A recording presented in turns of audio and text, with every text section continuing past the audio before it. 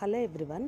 అసలు ఇప్పుడు నేను చెప్పబోయే విషయం అయితే మాత్రం ఆడవాళ్ళు ఎందుకు ఇలా ఉన్నారు, ఏంటి ఇంత క్రిమినల్గా ఎలా మారుతున్నారో, వాళ్ళ మైండ్ సెట్ ఎలా ఉంటుంది అనేది ఇంట్లో పేరెంట్స్ కూడా అర్థం కాకుండా ఉన్నారంటారా అనేది నాకు అర్థం కావటం లేదు. నేను ఇప్పుడు అసలు విషయంలోకి వెళ్తాను. తమిళనాడులో జరిగిన ఒక రియల్ ఇన్సిడెంట్. పెళ్ళైన భార్యాభర్తలకి ఫస్ట్ నైట్ ఏర్పాటు చేశారు. ఏర్పాటు చేసిన తర్వాత భర్త ఎన్నో ఆశలతో అయితే ఆలోచనలో పడ్డాడు. చాలా హ్యాపీ మూమెంట్స్ కదా అవైతే.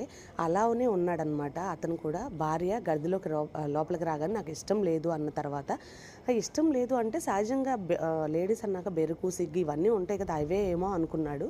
తర్వాత లవర్ తోటి వీడియో కాల్ మాట్లాడింది భర్త ముందే. అది చూసిన భర్త తనకి ఎంత గుండె పగిలిపోయి ఉంటుంది ఒక్కసారి ఆలోచించండి. అది అనుభవించే వాళ్ళకి మాత్రమే తెలుస్తుంది, చెప్పే వాళ్ళకి చూసే వాళ్ళకి ఏమీ అర్థం కాదనమాట. ఆ టైంలో ఇంకా పెద్దవాళ్ళని పిలిచి రచ్చ చేసేసాడు. పంచాయతీ పెడితే అటు పెద్దలు ఇటు పెద్దలు ఏదో నచ్చ చెప్పడానికి అయితే ట్రై చేస్తారు కదా, ఫస్ట్ టైం కాబట్టి అలా చేశారనమాట. ఇంకా బలవంతాన మళ్ళీ భర్త దగ్గరికి అయితే పంపించారు. పంపించిన తర్వాత అప్పుడు అసలు రూపం అయితే బయటపడింది. బాగా నటిస్తూ ఉంది. తర్వాత ఇంకా అలా రోజులు గడుస్తూ ఉన్న కొద్దీ తను ఆఫీస్ నుంచి రాగానే భర్త జ్యూస్ తీసుకురావటం చూసి షాక్ అయ్యాడనమాట. ఇదేంటి ఓ మారిపోయిందేమో అని చెప్పి నమ్మేశాడు పాపం. తనకేం తెలుసు, తనకి లాస్ట్ గడియల్లో ఉన్నాడు అని చెప్పి తెలియదు కదా.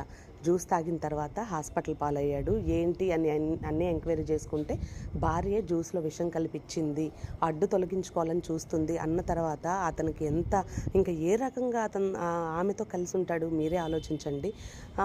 అలా పోలీసులు అయితే మాత్రం ఎంక్వైరీ చేస్తే అబ్బాయి తరపు వాళ్ళే కంప్లైంట్ అయితే రైజ్ చేశారు, ఆ అమ్మాయి ఇలా చేసింది అని చెప్పి. మరి ఇంకా పోలీసులు ఇంకేం ఎంక్వైరీ చేస్తున్నారో ఏంటో అనేది తర్వాత తెలిసి ఉంటుంది.